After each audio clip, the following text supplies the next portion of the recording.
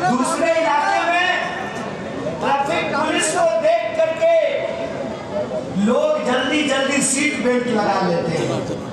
यहाँ तो traffic police वाला भी सीट बेल्ट नहीं चेक करता है, 200 रुपए के लिए खड़ा रहता है, हेलमेट नहीं चेक करता है। यह जो कानून व्यवस्था की हालत है, उससे एक बार नजरें दो चार करते तो सही। मैं कहता हूँ आजकल देश में बड़ी बड़ी बातें होती हैं। मैं छोटा इंसान हूँ, माँ आंगनबाड़ी की नौकरी करती है, हमारे पास हेलीकॉप्टर हवाई जहाज नहीं है, हवाई चप्पल है, इसीलिए छोटी छोटी और मैं लोगों के जीवन से जुड़ी हुई बातें करता हूँ। 10 साल में ही सही एक बार आए, बताते तो सही जिस विकास का दावा किया गया वह विकास किन गलियों में छुप गया है, गली नंबर 12 में कि गली नंबर 9 में। यह बात मैं आपसे इसलिए कर रहा हूं कि मुझे बड़ी बड़ी बातें करना नहीं आता। एक शेर शायर ने लिखा था, मुझे आता नहीं ना मोहतरम को मोहतरम कहना, किसी को ज्यादा किसी को कम कहना। साधारण सिंपल सीधी बात करता हूं, क्योंकि राजनीति में मैं आया नहीं लाया गया। मैं तो दिल्ली पढ़ने आया था साहब, और मैं घर छोड़ा था प्रधानमंत्री बनने के लिए नहीं, मैं तो IAS बनने के लिए घर छोड़ के आया। 2009 में दिल्ली आया और संयोग देखिए क्या गजब का संयोग है। इसको कहते हैं अंग्रेजी में नेचुरल जस्टिस। जिसको छोड़ करके साहब घर से निकले उनका नाम यशोदा है और मेरा नाम कन्हैया। इसको कहते हैं संयोग कि मैं पैदा हुआ गंगा किनारे और वक्त ने, हालात ने और लोगों के जज्बात में यमुना करके खड़ा किया। और यमुना की जब बात हो रही है तो मैं एक बात आपको बता दूं, मेरा नाम कन्हैया है और हमने धर्म को बखूबी समझा। जब हम धर्म के बारे में पढ़ते हैं और जो हमने पढ़ा है उसकी एक बात मैं आपको कहना चाहता हूँ, दुनिया का कोई ऐसा धर्म नहीं जो इंसान को इंसान से लड़ाने की बात करता है। दुनिया का ऐसा कोई धर्म नहीं जो शक्ति और सत्ता के साथ खड़ा होता हो। शक्तिशाली के साथ खड़ा होना धर्म नहीं है, निर्बल के साथ, कमजोर के साथ खड़ा होना धर्म है। कृष्ण जी जेल में पैदा हुए थे और उनका जो मामा था कंस, उसको एक भविष्यवाणी सुनाई थी कि एक लड़का पैदा होगा तुम्हारी जेल में और वो तुम्हारा वध करेगा। कंस ने क्या किया मालूम है? उसके राज में जितने बच्चे पैदा हो रहे थे उसके बाद, उस भविष्यवाणी के बाद, हर बच्चे की वो गला घोट करके हत्या करवा देता था। और रात को कृष्ण जी का जन्म हुआ, कृष्ण जी को यमुना पार कराया उनके पिताजी ने और नंद के पास जाकर के छोड़ दिया। हर बार कंस ने कृष्ण जी का वध करने के लिए राक्षस भेजे और हर बार कृष्ण जी बच गए। कृष्ण जी को पता चला कि ये राक्षस उनके मामा के द्वारा भेजा जाता है। वो चाहते तो मामा के पास जाते और कहते मामा को हाथ जोड़ करके कि मामा काहे का झगड़ा, एक सीट हमको भी अपने राज दरबार में दे दो। मतलब आजकल लोग एक MP सीट के लिए, एक MLA सीट के लिए, एक पार्षद की सीट के लिए अपना ईमान बेच देते हैं। धर्म का मतलब ये होता है कि कृष्ण ने कहा कि मुझे कंस के दरबार में सोने की कुर्सी नहीं चाहिए, मैं गोकुल के लोगों की गाय चढ़ा करके जीना पसंद करूंगा। और ये संयोग है कि मुझे जहाँ जीवन की परिस्थिति ने ला करके खड़ा किया है, जिस यमुना के किनारे, उस यमुना के किनारे जो रहने वाले लोग हैं, उनकी बस्ती का नाम है ब्रजपुरी, नंद नगरी, सुंदर नगरी। ये कोई संयोग है, और ये चाहे जितनी भी ताकत लगा लें, मनोज तिवारी ने एक नमूना भेजा था,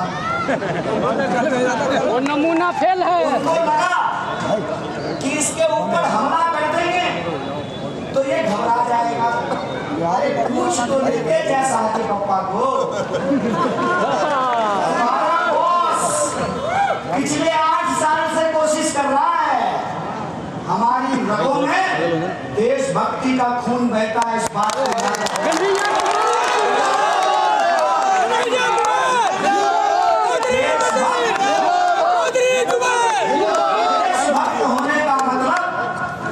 संविधान की रक्षा करना होता है। हमारे पुरखों ने अंग्रेजों की चापलूसी नहीं की, हमारे पुरखों ने अंग्रेजों से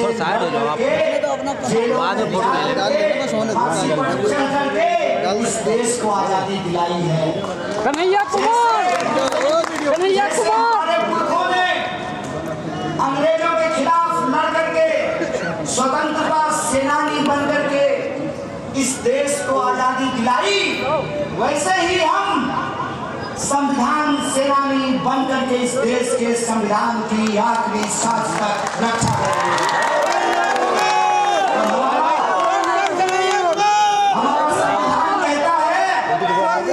हमारा संविधान कहता है कि यह देश सबका है, यह देश सबका था, यह देश सबका रहेगा।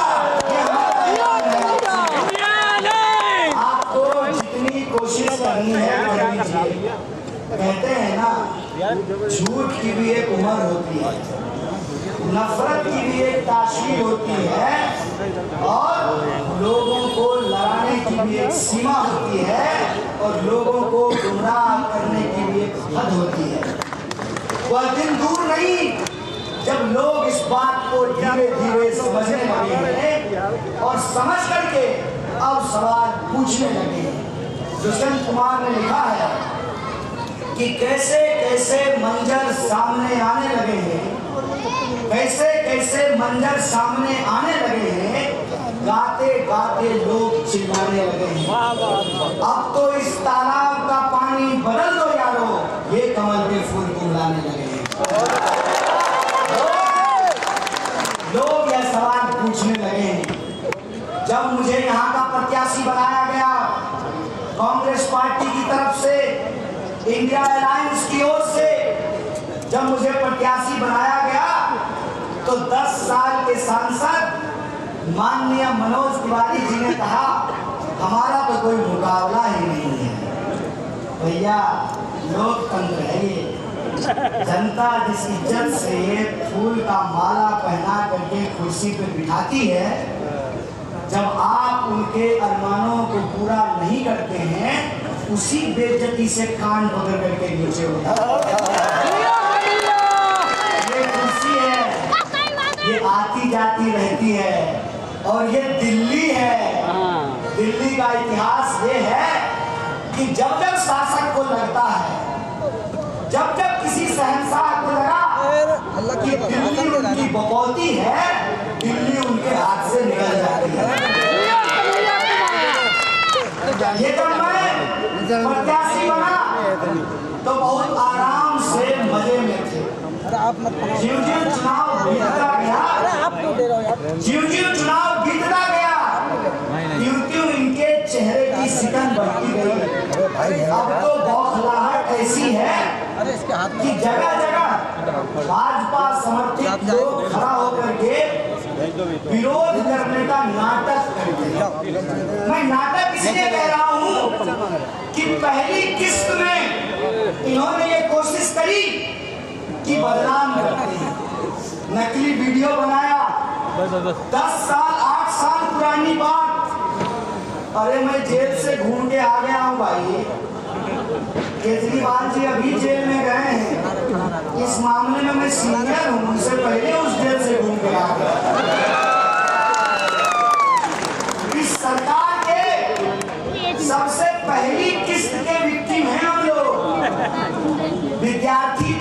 साधारण परिवार के माँ आंगनबाड़ी में काम करती है।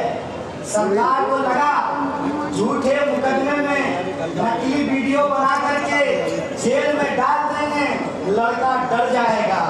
भैया मैं ज्ञानी हूँ, इतनी आसानी से डरने वाला नहीं हूँ। आपको मालूम नहीं है हमारा इतिहास। हमारा इतिहास ये है कि सिद्धार्थ चल करके जब बिहार आए तो वो राजकुमार सिद्धार्थ थे। बिहार की धरती पर आए, बिहार की धरती में उनको भगवान बुद्ध बना दिया। ये बिहार है भैया, यहाँ पर मोहनदास चल करके आए थे, बिहार की धरती ने उनको गांधी बना दिया, उनको राष्ट्रपिता बना दिया। बिहार के एक नौजवान अपनी बीवी से बहुत मोहब्बत करता था। सब लोग छोड़ कर नहीं बात करते, कुछ लोग रिश्ते निभाते भी हैं। एक नौजवान अपनी बीवी से बहुत मोहब्बत करता था। उसकी तबीयत खराब हो गई, अस्पताल का रास्ता दूर था क्योंकि बीच में पहाड़ था। उस इंसान ने छेनी हथौड़ी लेकर पूरी जिंदगी वह पहाड़ काटता रहा और अकेले पहाड़ काट करके रास्ता बना दिया। मनोज तिवारी कहते हैं कि वो भी बिहारी है। कैसे बिहारी हो भैया? एक बिहारी होकर के दूसरे बिहारी पे हमला करा रहे हो। तुम तो सबसे अमीर सांसद प्रत्याशी हो भाई। तुम्हारे तो 17 बैंक अकाउंट हैं और अकाउंट में 28 करोड़ रुपया है। मैं तो चप्पल पहनने वाला सबसे गरीब प्रत्याशी हूँ। क्यों घबरा रहे हो एक गरीब आदमी से? पूरी सत्ता तुम्हारी, सरकार तुम्हारी, ज्यादातर मीडिया वाले तुम्हारे। देखे कैसा कैसा सवाल पूछते हैं, तब भी घबरा गए। इतने सालों से आपने अगर एक भी काम किया होता तो आपकी ऐसी हालत नहीं होती। कहते हैं ना, जो अच्छा विद्यार्थी होता है वो साल भर पढ़ाई करता है, इम्तिहान की रात में किताब खोल करके नहीं पढ़ता है। इम्तिहान के रात में या इम्तिहान के वक्त परीक्षा हॉल में किताब खोलने वाला दरअसल परीक्षा में चोरी करता है। अच्छा विद्यार्थी साल भर पढ़ाई करता है और आपको तो लोगों ने 2-2 बार मौका दिया। 10 साल के लिए आपको सांसद बनाया।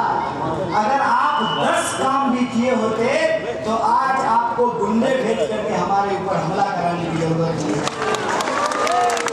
आप गिनाओ अपना काम, आप बताओ। तो जब मैंने इनसे सवाल पूछना शुरू किया कि आप उत्तर पूर्वी दिल्ली के लिए क्या काम किए हैं, मैं आपसे कहीं भी बहस करने को तैयार हूँ। आपके मीडिया चैनल पे बुला लीजिए, अपने 10 पत्रकार जुटा लीजिए, देखिए वो हमारे सच का सामना कर पाते हैं नहीं कर पाते। आप बताइए। तो तब उन्होंने कहा कि हमने 14,000 करोड़ का काम कराया है। हमने कहा नेकी और पूछ आपने 14,000 करोड़ का काम कराया है, 14 पत्थर तो दिखा दो भैया अपने नाम का। कि आपने कौन सी रोड का शिलान्यास किया है, कौन से हॉस्पिटल का उद्घाटन किया है, कौन से स्कूल का उद्घाटन किया है? आपने जो वादे किए थे वो वादा मैं आपको याद दिलाता हूँ।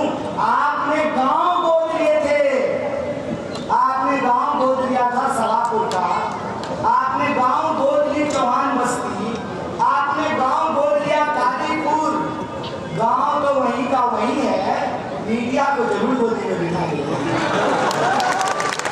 इसलिए मैं आपसे कहने के लिए आया हूँ, मैं डरने और घबराने वाला नहीं हूँ और किसी को भी डरने और घबराने की जरूरत नहीं है। इस देश के संविधान ने हमको वोट का अधिकार दिया है। यह जो हमारे ऊपर तानाशाही थोपना चाहते हैं, इस तानाशाही के खिलाफ वोट कीजिए। यह जो इस देश के संविधान को समाप्त करना चाहते हैं, उसके खिलाफ वोट कीजिए। यह जो समाज में नफरत फैला रहे हैं, समाज का बंटवारा कर रहे हैं, उसके खिलाफ वोट कीजिए। आप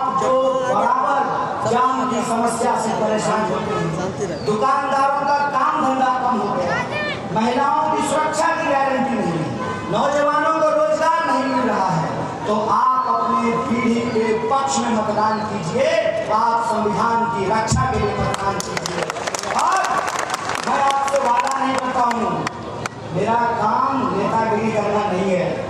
मैं बस आपको कहता हूँ, मैं चुनाव में आपसे वादा करने नहीं आया हूँ। प्रधानमंत्री ने कहा कि अभी तो ट्रेलर है, फिल्म दिखाना है। साहब, हमने भी ट्रेलर दिखाया है। 10 साल में आपको एक बार बुलाया है, आप जिला बार-बार इनको आना पड़ेगा। कहना चाहता हूँ कि हम आपके बीच, आपके साथ कंधा से कंधा मिलाकर संघर्ष करने के लिए तैयार हैं। बस आपको ये फैसला लेना है कि आप बदलाव करना चाहते हैं कि नहीं करना चाहते।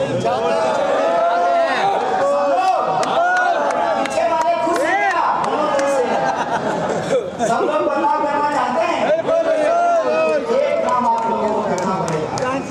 हमारे पास लड़ना नहीं है, लड़ने का हौसला और जज्बात है।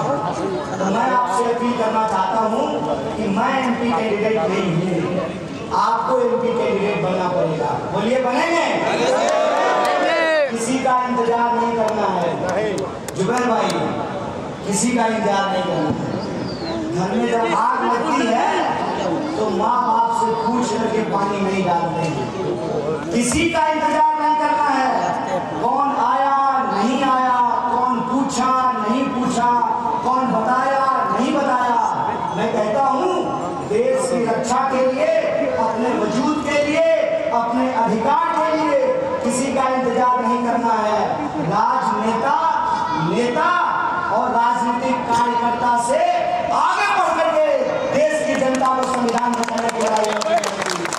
संविधान बचाएंगे, संघर्ष करेंगे तो बिना किसी के बुलाए सुबह सुबह उठ करके मतदान करना है, लोगों से मतदान करवाना है। 5 साल के बाद ये सुखद संयोग है कि इस बार